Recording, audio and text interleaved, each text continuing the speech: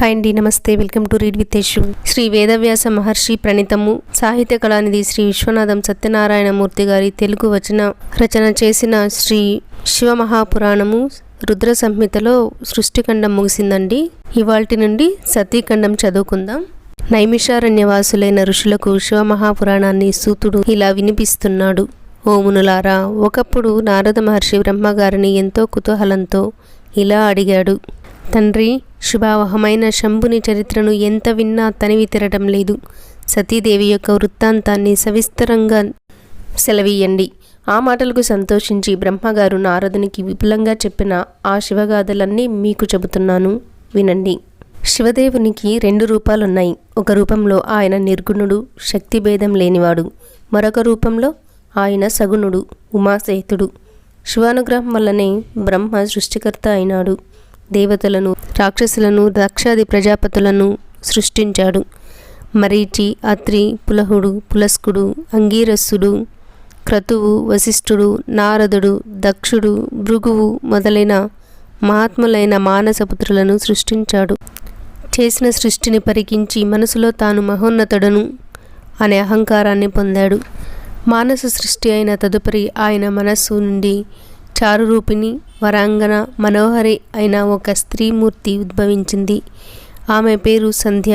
పగలు క్షీణించి ఉంటుంది, సాయంకాలం సుందరంగా ప్రకాశిస్తుంది. ఆ అతిలోక సుందరి అందరినీ వ్యామోహితులుగా చేయగల సౌందర్యం ఆమెది. అట్టి సంధ్య యొక్క శోభను చూసి విధాత లేచి నిలబడి మనసులో తన కుమారులైన ప్రజాపతులను, మరీచ్యాది మహర్షులను స్మరిస్తుండగా ఆయన మనస్సు నుండి మహోద్భవుడు, ఊహాతీత సౌందర్యోపేతుడు, సుకుమారుడు అయిన పురుషుడావిర్భవించాడు.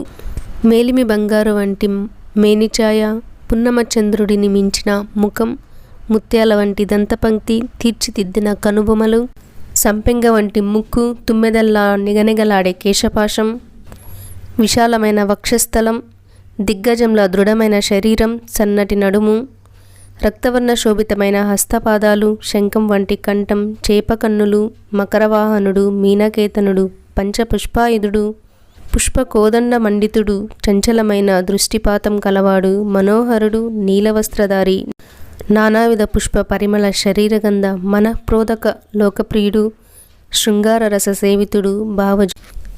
మునులారా, అట్టి శృంగార పురుషుని చూడగానే అక్కడున్న వారందరి నిర్వికారమైన మనస్సులలోనూ ఒకానొక వికారం కలిగింది. వారందరూ విస్మయాన్ని, ఉత్కంఠను పొందారు, ధైర్యచ్యుతులయ్యారు.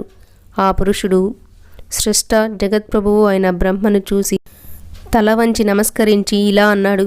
హే బ్రహ్మాన్, నన్నెందుకు సృజించావు? నాకు నా కర్తవ్యాన్ని బోధించండి. నా స్థానాన్ని చెప్పండి. నా భార్య ఎవరు? సృష్టికర్తవు, జగత్పతివి నీవే కదా. ఆ మాటలను విన్న విధాత విస్మితుడై క్షణకాలం మౌనాన్ని అవలంబించి సంధ్యాదేవి మీద కామనను నియంత్రించుకుని మనసును దిటవు చేసుకుని ఆ సుందరినితో ఇలా అన్నాడు. ఓ పురుషుడా, నువ్వీ రూపంలో ఉండి 5 పుష్పాలను బాణాలుగా చేసుకుని స్త్రీ పురుషులను మోహభ్రాంతులను చేస్తూ సృష్టి కార్యాన్ని నిరంతరాయంగా కొనసాగించు. ఇదే నీ కర్తవ్యం. స్థావర జంగమాత్మకమైన ఈ సృష్టిలో నీకు వశం కాని జీవుడు ఒక్కడూ ఉండడు. త్రిమూర్తులమైన మేము సైతం నీ వశవర్తులమే. ఇతర ప్రాణుల మాట చెప్పేదేముంది? అందరి మనస్సులోనూ గుప్తరూపుడవై ఉండి వారి సుఖానికి కారణభూతంగా ఉండి సృష్టి కార్యాన్ని చెయ్యి. నువ్వు ఆవేశిస్తే చాలు వారికి మదం కలుగుతుంది. ఆ మత్తులో ధర్మాచరణ విచక్షణ కోల్పోతారు. దానివల్ల పుణ్యపాపాలు, తిరిగి దానివల్ల సుఖదుఖ రూపమైన స్వర్గ నరకాదులు సంప్రాప్తిస్తాయి. ఈ విధంగా జనన మరణ రూపమైన సంసార చక్రంలో పడి పరిభ్రమిస్తూ ఉంటారు జీవులు. నీకు నే కర్తవ్యాన్ని ఉపదేశించాను. నా కుమారులు నీ స్వరూప స్వభావాలకు అనుగుణమైన నామాలను ఉంచగలరు. ఈ విధంగా పలికిన బ్రహ్మ పద్మాసీనుడయ్యాడు. అలా ఆసీనుడై దక్షాది ప్రజాపతుల, మారీచ్యాది మహర్షుల ముఖావలోకనం చేయగానే ఆయన అంతరంగాన్ని గుర్తించిన వారు ఆ పురుషునకు అనురూపమైన పేర్లను, స్థానాన్ని, భార్యను కల్పించి యుక్తియుక్తంగా ఇలా పలికారు. ఓ మహాపురుష, నువ్వు పుట్టగానే బ్రహ్మ యొక్క, మా యొక్క మనసులను మదించావు గనుక లోకంలో మన్మథనామంతో ప్రసిద్ధికెక్కుతావు. మనస్సు నీ జన్మస్థానం కనుక మనసిజుడవని పిలువబడతావు. వివిధ రూపాలలో ఉంటావు కనుక కాముడు అని నీకు పేరు. లోకంలో మాదక ద్రవ్యాలెన్ని ఉన్నా నీతో సమమైనది ఏదీ లేదు. కనుక నువ్వు మదనుడవు అవుతావు. దర్పం నుండి పుట్టావు గనుక కందర్పుడవు. దేవతలలో నీతో సమమైన వాడు లేడు. నువ్వు సర్వవ్యాపివి, పురుషశ్రేష్ఠుడవు. ప్రథమ ప్రజాపతి అయిన దక్షుడు నీకు దాస్యం చేసే కామినిని స్వయంగా ఇయ్యగలడు. వారి మాటలను విన్న మన్మధుడు మనసులో ఇలా అనుకున్నాడు, బ్రహ్మ నాకు ఆదేశించిన సృష్టి కార్యాన్ని ఇక్కడే ప్రారంభిస్తాను. వీరి పలుకులలోని యథార్థాన్ని పరీక్షిస్తాను. నా పరాక్రమానికి ఈ ప్రజాపతులు ఋషులు సాక్షులు కాగలరు. సంధ్యాదేవి కూడా ఇక్కడే ఉంది.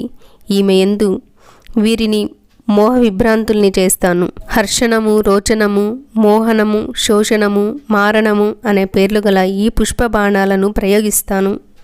ఈ విధంగా మనస్సులో నిశ్చయించుకుని అక్కడున్న వారందరినీ లక్ష్యంగా చేసుకుని కుడికాలు ముందుకు వంచి ఎడమకాలు వెనకకు పెట్టి మనస్సును బలంగా లాగి చక్రాకారంగా చేసి బాణప్రయోగం చేయబోయేసరికి దిజ్మండలమంతా నానావిధ పుష్ప పరిమళ పరివ్యాప్తమైంది. బాణప్రయోగం చేసేసరికి బ్రహ్మగారితో కలిపి అక్కడున్న వారందరి హృదయంలోనూ ఒక విలక్షణమైన వికారభావం పుట్టింది. వారందరూ అణుచుకోలేని విరహతాపంతో సంధ్యను తిరిగి చూస్తూనే మన్మథ భావాన్ని పొందారు. ఆ సమయంలో బ్రహ్మగారి శరీరం నుండి 49 పదార్థాలు పుట్టాయి. సంధ్య కూడా కందర్భ శరపాతానికి లోనై భ్రూకటాక్ష, విక్షేప, హావ భావ సంజ్ఞావరణాది లీలా విలాసాలను అధికంగా ప్రదర్శించింది. ఆ చేష్టలతో అక్కడున్న వారందరి హృదయాలను అల్లకల్లోలం చేస్తున్న సంధ్య లలిత తరంగ మాలికా డోలిక విన్యాసాలతో నేత్రపర్వంగా ఉన్న మందాకినిలా మనోహరంగా ఉంది. వారందరిలోనూ సంధ్యను పొందాలనే కోరిక తీవ్రతరం కావచ్చింది. బ్రహ్మోద్దిష్టమైన కర్మను లెస్సగా చేయగలననే విశ్వాసం కందర్భునికి కుదిరింది. ఇవాళ ఇక్కడితో ఆపేద్దామండి. రేపు కంటిన్యూ చేద్దాం. నచ్చితే లైక్ చేసి కామెంట్ చేయండి. అలాగే సబ్స్క్రైబ్ చేసుకుని ఇలాంటి వీడియోలు ఎవరు చూడగలరో అని మీకు అనిపిస్తే వాళ్ళకి షేర్ చేయండి. థ్యాంక్ యూ ఫర్ వాచింగ్ అండి. సర్వం ఉమామహేశ్వర పాదార్పణం. ఇప్పుడు జనరల్ నాలెడ్జ్ సెగ్మెంట్లో పొడుపు కథ. చెప్పిందే చెప్పినా చిన్న పాప కాదు, ఎక్కడి పండ్లు తిన్నా దొంగ కాదు. ఎవరది తెలిస్తే ఇప్పుడే కామెంట్ చేయండి, లేదంటే రేపటి వరకు వెయిట్ చేయండి.